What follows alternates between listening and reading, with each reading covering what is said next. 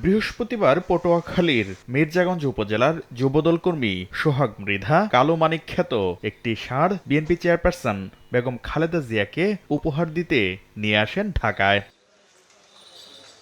পরিবারের সবাই সন্তানের মতো লালন পালন করেছেন ৩৫ মণ ওজনের এই ষাঁড়টিকে।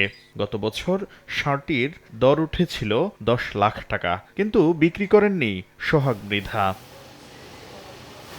৬০,০০০ টাকায় দুটি মিনি ট্রাক ভাড়া করে নিয়ে আসেন রাজধানীর গুলশানের বেগম জিয়ার বাসভবন ফিরোজার সামনে। সোহাগের কালো মানিক দেখতে ভিড় করেন অনেকেই।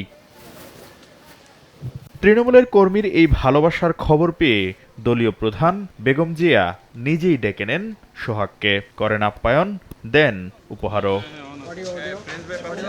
পরে বিএনপির স্থায়ী কমিটির সদস্য ও চেয়ারপারসনের ব্যক্তিগত চিকিৎসক এজেডএম জাহিদ হোসেন জানান, খালেদা জিয়া গরুটি আক্ষরিক অর্থে গ্রহণ না করলেও মন থেকে গ্রহণ করেছেন।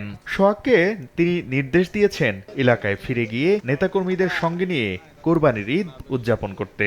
ম্যাডাম, ওনার যে মনের যে আকুতি, ওনার যে সত্যিকার অর্থে অনুভূতি, ওনার যে আবেগ, এটিকে ম্যাডাম গ্রহণ করেছেন এবং আমাদের ভারপ্রাপ্ত চেয়ারম্যান মহোদয়ও এই জন্য ওনাকে ধন্যবাদ জানিয়েছেন।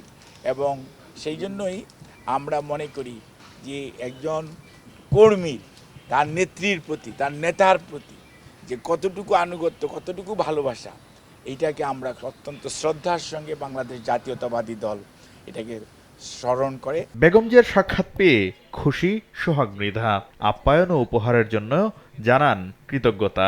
ম্যাডাম আমার কিছু পাঞ্জাবি দিছে, উপহার ব্যাগ গিফট করছে, ঈদের শুভেচ্ছা জানাইছে, ধন্যবাদ দিছে। এইটাই নিজে এসে আমাদেরকে খাওয়াইছে। অনেক অনেক সার্থকের বড় সার্থক হয়েছে আমার। পরে রাতেই গরু নিয়ে পটুয়াখালীর উদ্দেশ্যে রওনা হন সোহাগ।